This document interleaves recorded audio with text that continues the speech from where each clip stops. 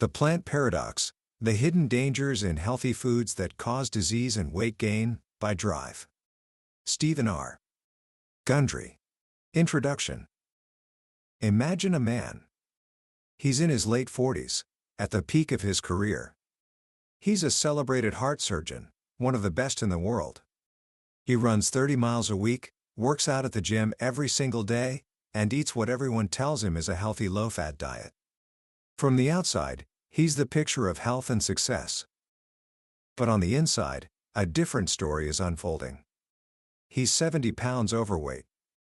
He has high blood pressure, painful arthritis, migraine headaches, and high cholesterol. He's doing everything right. So why is everything going so wrong? This man was Drive. Stephen R. Gundry, and his personal struggle is the key that unlocked a secret that could change everything you think you know about food. But his transformation didn't start in a lab. It started with a patient. A man everyone called Big Ed. Big Ed was in his late 40s, with coronary artery disease so severe that it was choking the life out of him. His arteries were clogged with plaque. He'd already had bypass surgery, but his disease had returned with a vengeance. He went from doctor to doctor, but the answer was always the same: there's nothing more we can do. You're inoperable. He was sent home to get his affairs in order. But Big Ed refused to give up. For 6 months, he put himself on a radical diet, consuming a specific combination of foods and a host of supplements he'd found online. When he came back to see Drive. Gundry, something astonishing had happened. Over the course of just 6 months, Big Ed had lost 45 pounds. But that wasn't the miracle. Drive. Gundry ran his tests, looked at the images of his heart, and couldn't believe his eyes. A huge portion of the plaque that had been clogging his arteries had vanished. It was gone. This was something Drive. Gundry had been taught was impossible. In all his years as a world-renowned heart surgeon, he had never seen anything like it. It was this moment that forced him to ask the question that would define the rest of his life: how could this happen? He quit his prestigious position as head of cardiothoracic surgery to find the answer. What you're about to hear is the result of that journey. It's a story laid out in Drive. Gundry's groundbreaking book, The Plant Paradox. This isn't just another diet book. It's a complete reimagining of our relationship with food, based on a single revolutionary idea: some of the healthiest foods we eat are actually the hidden cause of weight gain and disease. By the end of this journey, you will understand the secret war that's being fought inside your body every single day. You'll discover the hidden enemies lurking in your salad bowl and on your dinner plate. And most importantly, you will learn the simple steps you can take to call a truce, heal your body from the inside out, and unlock a level of health and energy you may have thought was lost forever. Book summary. Let's begin with an idea that might sound strange, almost like science fiction. What if I told you that for millions of years, there has been a silent war raging on our planet? It's not a war between nations or armies, but a war between two kingdoms: the plant kingdom and the animal kingdom. And you, every single day, are on the front lines. When we think of plants, we think of peaceful, life-giving organisms. They feed us, they provide oxygen, they're our friends. But here's the paradox Drive. Gundry introduces: from a plant's perspective, we are the enemy. Like any living thing, a plant's primary drive is to survive and pass on its genes to the next generation. It doesn't want to be eaten. An animal can run, fly, or fight back. A plant is stuck in the ground. So how does it defend itself? It becomes a master of chemical warfare. Over hundreds of millions of years, plants have developed an incredible arsenal of toxins to protect themselves from predators, like insects. And one of their most sophisticated weapons is a special type of protein called a lectin. Think of lectins as tiny, microscopic smart bombs. Their mission is to seek out and attach to sugar molecules on the cells of a predator. Once they attach, they can cause all sorts of chaos.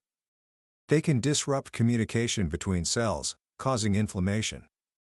They can paralyze an insect. In some cases, they can be lethal. Gluten, which you've probably heard of, is just one famous type of lectin out of thousands.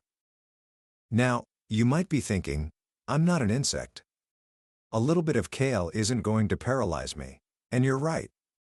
Because we are so much larger than an insect, the effects of these plant toxins are not immediate. They are subtle, chronic, and they build up over years, silently wreaking havoc on our bodies. Drive. Gundry calls this the plant paradox. The very foods we believe are essential for our health can also be the hidden source of our suffering. So, how do these lectins, these plant defense toxins, actually harm us? It all comes down to a battle for your gut. Imagine your digestive tract, from your mouth all the way down, isn't really inside your body. It's more like a long, hollow tube passing through you. The food inside that tube is technically still part of the outside world. The only thing separating that outside world from your pristine bloodstream and internal organs is a wall. And this wall is shockingly thin. It's only one single cell thick. Think about that. A barrier just one cell thick, but with the surface area of a tennis court, is all that stands between you and everything you swallow. These cells are locked together by something called tight junctions, forming a strong, impenetrable barrier.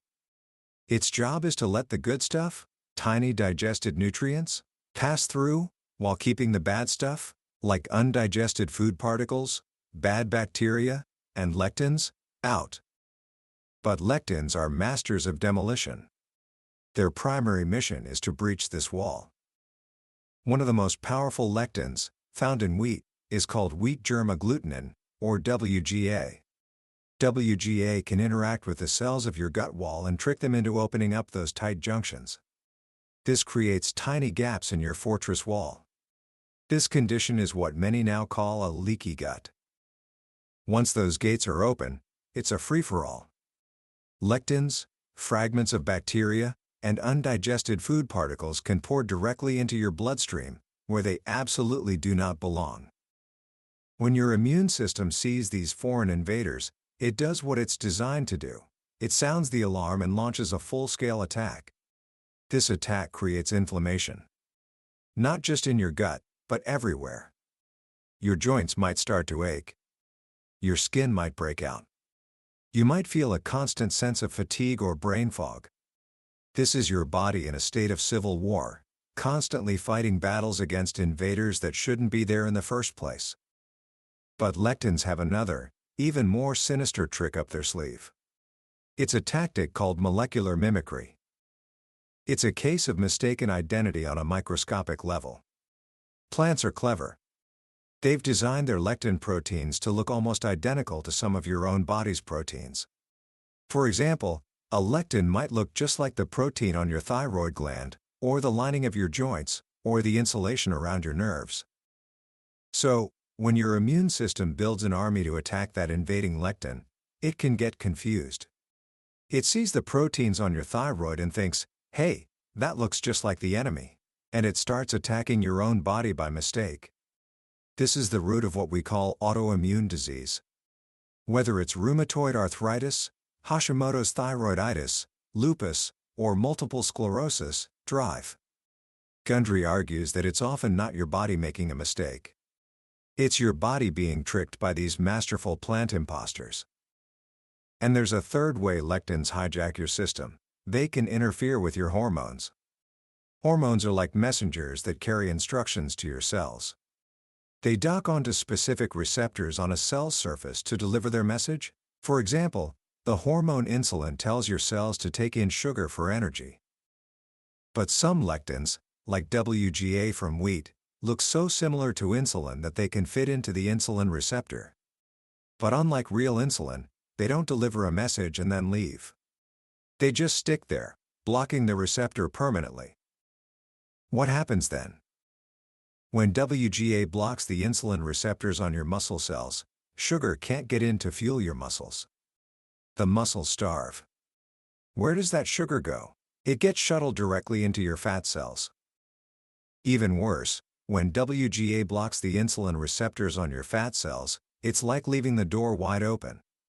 It gives them a continuous, non-stop signal to keep storing fat. So your muscles are starving while your fat cells are having an all-you-can-eat buffet. And when these receptors are blocked on your brain cells, your brain starves for energy too. A starving brain sends out a powerful signal: I'm hungry, eat more. This creates a vicious cycle of cravings and weight gain, all orchestrated by these tiny plant proteins. You end up with less muscle, a starved brain, and a lot more fat. It's a perfect survival strategy. For the plant, a weakened, overweight predator is less of a threat. So, if plants and their lectins have been around for millions of years, why are we seeing this explosion of obesity, autoimmune disease, and chronic inflammation only in the last 50 years? What has changed? This is where the story takes a fascinating turn. Drive. Gundry identifies 4 major historical shifts that have completely changed the rules of engagement in this ancient war. The first major disruption was the agricultural revolution, about 10,000 years ago. For millions of years, our ancestors were hunter-gatherers. Their diets consisted of leaves, tubers, seasonal fruits, and whatever animals they could catch. They almost never ate grains or legumes, like beans and lentils. With agriculture, humans suddenly introduced a massive load of brand new lectins into their diet. Our bodies, and the trillions of friendly bacteria in our gut buddies, had zero experience with these new plant proteins. We simply hadn't had the millions of years necessary to evolve defenses against them. Archaeological evidence shows that after the agricultural revolution, humans became shorter, their brains became smaller, and for the first time, their skeletons showed signs of arthritis. Grains and beans allowed us to build civilizations, but it came at a cost to our health. The second disruption happened about 2,000 years ago. A spontaneous genetic mutation occurred in cows in Northern Europe. It caused them to produce a different kind of protein in their milk, called casein A1. The original protein was casein A2. When we digest casein A1, it turns into a lectin-like protein that can trigger an immune attack on the insulin-producing cells of the pancreas. Drive. Gundry suggests this is a primary cause of type 1 diabetes. Most cows in the United States are Holsteins, which produce casein A1 milk. However, goats, sheep, and southern European cow breeds still produce the safer casein A2 milk.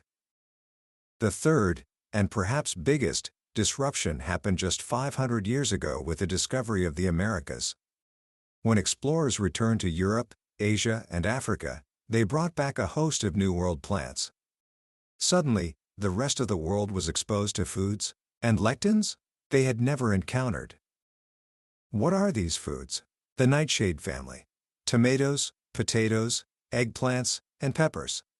The bean family, including peanuts and cashews. Grains like corn. Pseudograins like quinoa. And the entire squash family, including zucchini and pumpkin. Half of the foods that we are told are the cornerstones of a healthy diet are actually newcomers to the human menu. 500 years, in evolutionary terms, is like a single second. Our bodies and our gut buddies are still completely unprepared for this onslaught of foreign lectins. And that brings us to the fourth and final disruption, which has happened in just the last 50 years. This is the perfect storm. We've seen the rise of processed foods, which are loaded with lectin-heavy corn, wheat, and soy. We've introduced genetically modified organisms, or GMOs, which are often designed to produce even more lectins to be pest-resistant. And on top of all that, we've unleashed what drive Gundry calls the 7 deadly disruptors, modern inventions that have systematically dismantled our body's natural defenses, leaving our gut walls vulnerable and our immune systems in a state of chaos. What are these disruptors? The first is broad-spectrum antibiotics. These drugs are miracle lifesavers, but they act like a nuclear bomb in your gut. They wipe out the bad guys, but they also wipe out the good guys, the friendly gut bacteria that are your first line of defense against lectins. It can take up to 2 years for your gut ecosystem to recover from a single course of antibiotics. And it's not just prescriptions. We get a constant, low-dose exposure from conventionally raised meat and poultry, as farmers use antibiotics to fatten up their animals. The second disruptor is NSAIDs, non-steroidal anti-inflammatory drugs. These are the common painkillers you find in every medicine cabinet: ibuprofen, naproxen, and even aspirin. We take them for aches and pains, many of which are caused by lectin-induced inflammation in the first place. But here's the devastating irony: these drugs are known to blow holes in the protective mucosal barrier of your intestine. They directly damage your gut wall, making it even easier for lectins to get through. It's like trying to put out a fire with gasoline. The third disruptor is stomach acid blockers. Drugs like Prilosec and Nexium are some of the most widely sold medications in the world. But stomach acid is not the enemy. It's a crucial part of your defense system. It kills bad bacteria and helps digest proteins, including lectins. When you suppress your stomach acid, you're rolling out the welcome mat for bad bacteria to thrive and allowing more undigested lectins to travel further down your gut, where they can do the most damage. The fourth is artificial sweeteners. Products like Splenda and aspartame are toxic to our good gut bacteria. One study showed that a single packet of Splenda can kill up to 50% of your gut flora. They also trick your brain. When your tongue tastes something sweet, your brain expects calories. When those calories don't arrive, your brain feels cheated and sends out powerful signals to go find some real sugar, leading to intense cravings. The fifth group of disruptors are endocrine disruptors. These are chemicals found everywhere in our modern environment, in plastics, cosmetics, sunscreens, and food preservatives. Many of them mimic the hormone estrogen. Estrogen's main job is to tell the body to store fat, usually in preparation for pregnancy.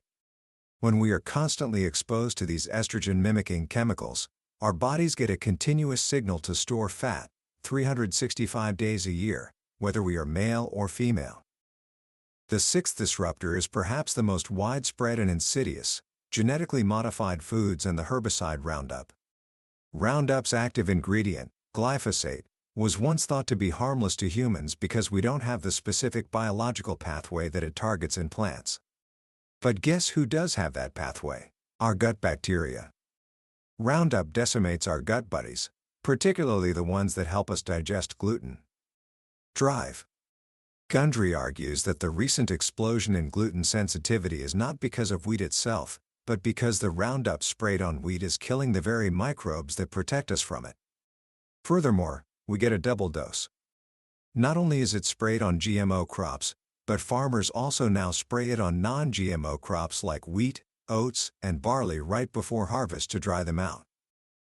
And the seventh and final disruptor is constant exposure to blue light.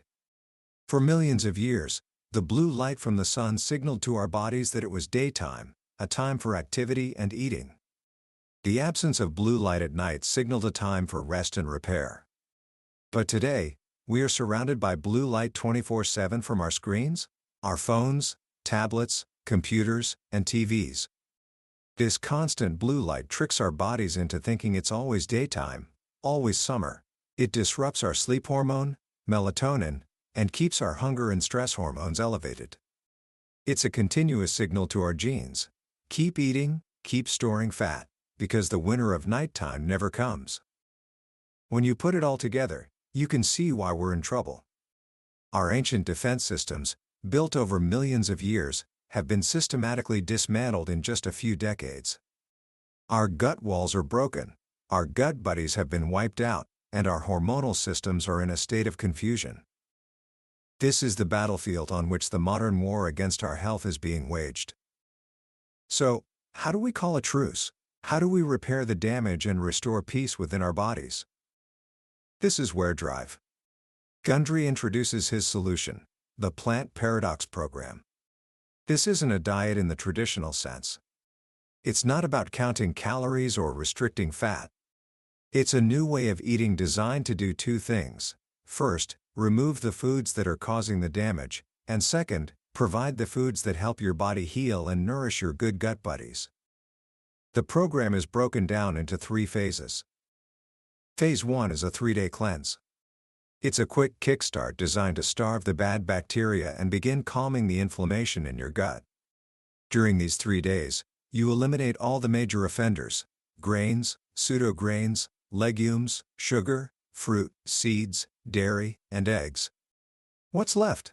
A delicious menu of leafy greens, specific vegetables, small amounts of wild-caught fish or pastured chicken, and healthy fats like avocado and olive oil.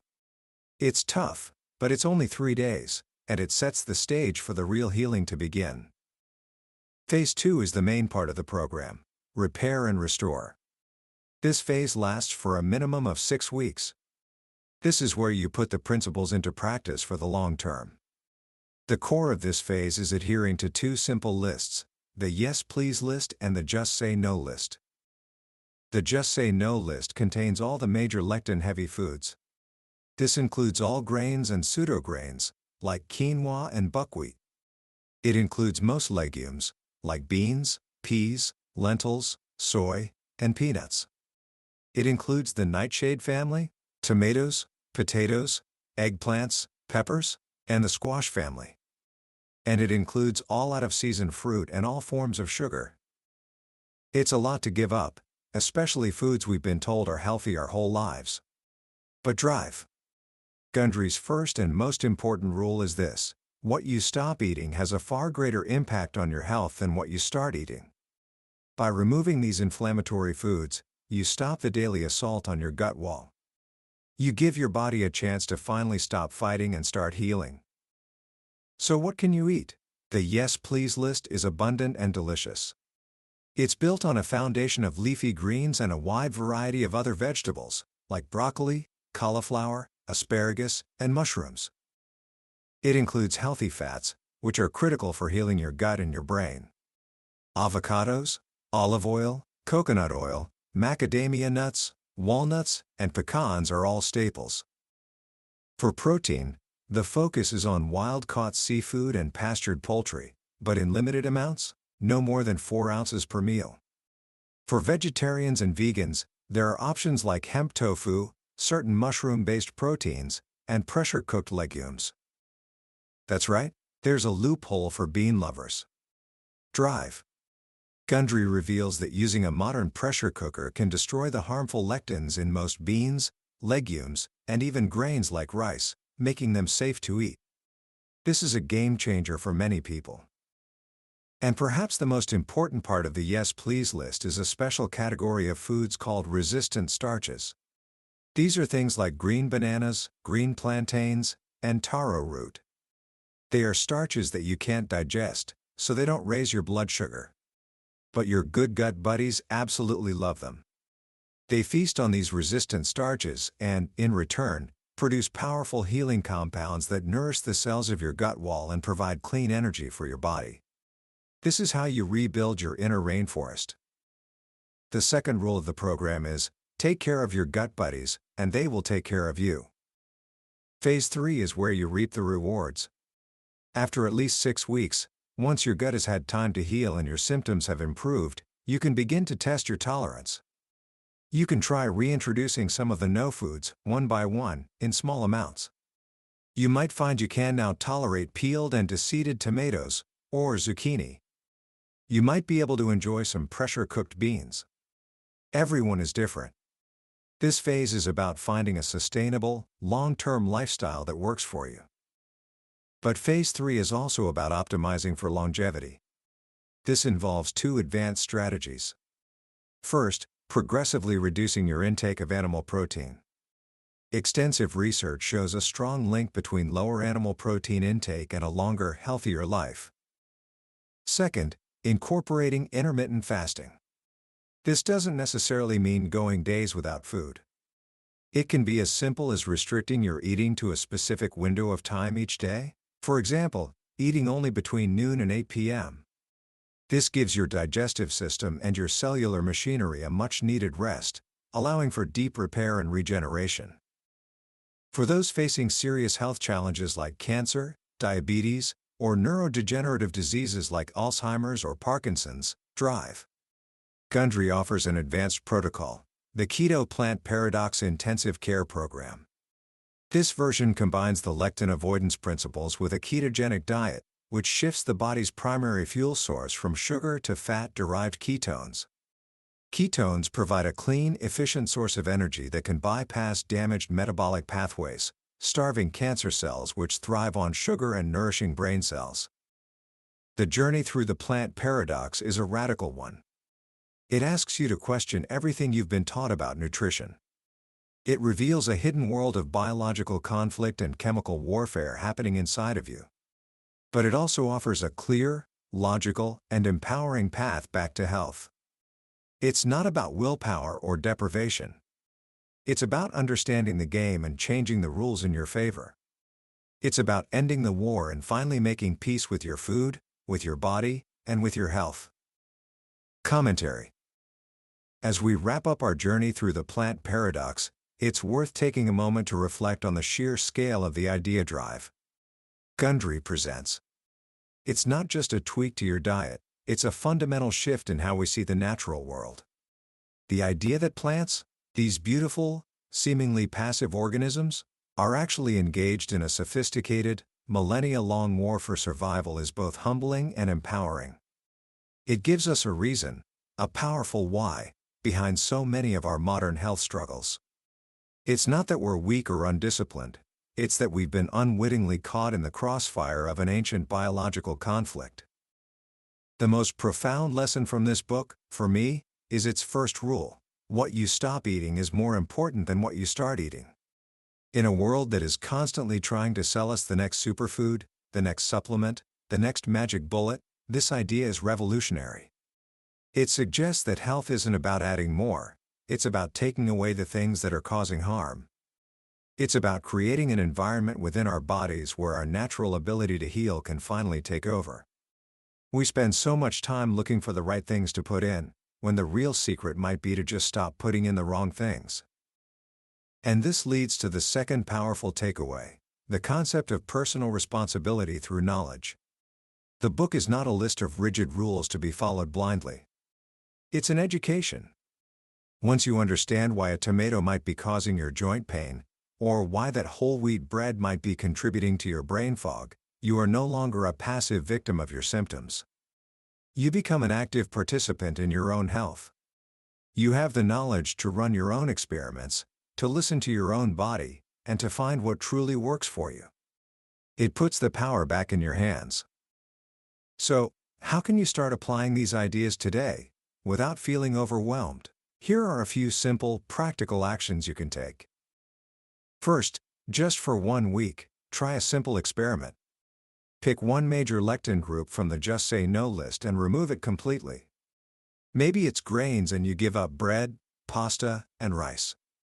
Maybe it's nightshades and you avoid tomatoes, peppers, and potatoes. Don't change anything else. Just remove that one thing for 7 days and pay close attention to how you feel. Notice your energy levels, your digestion, any aches and pains, your mental clarity. It's a low-stakes way to see if there's a connection for you. You might be surprised by what you discover. Second, become a label detective. The next time you're at the grocery store, pick up a few of your favorite healthy packaged foods, a protein bar, a gluten-free cracker, a salad dressing. Read the ingredients. Look for hidden sources of lectins like corn, soy, sunflower seeds, or peanut flour. Look for those disruptors like sugar, artificial sweeteners, and inflammatory oils. Just becoming aware of what's really in your food is a huge first step. And third, make one small upgrade for your gut buddies. Maybe it's adding a whole avocado to your day. Maybe it's swapping your usual cooking oil for extra virgin olive oil. Or maybe it's just eating a big, dark, leafy green salad every single day. Think of it as leaving a thank you gift for the trillions of helpers working on your behalf. In the end, The Plant Paradox is more than a book about food. It's a story about seeing the world with new eyes. It reminds us that we are not separate from nature, but deeply, intricately connected to it. And by understanding that connection, both the conflict and the harmony, we can learn to navigate it with wisdom, and in doing so, reclaim the vibrant health that is our birthright. That was a summary of The Plant Paradox by Drive. Stephen R. Gundry. We've explored the main ideas today, but I have to be honest with you.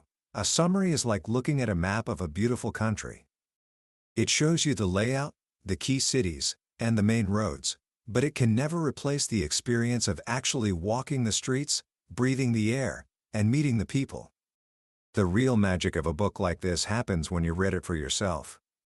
It's in the quiet moments when a specific story or a simple phrase connects with your own life in a way you never expected. This summary is a tool to help you decide if this journey is one you want to take.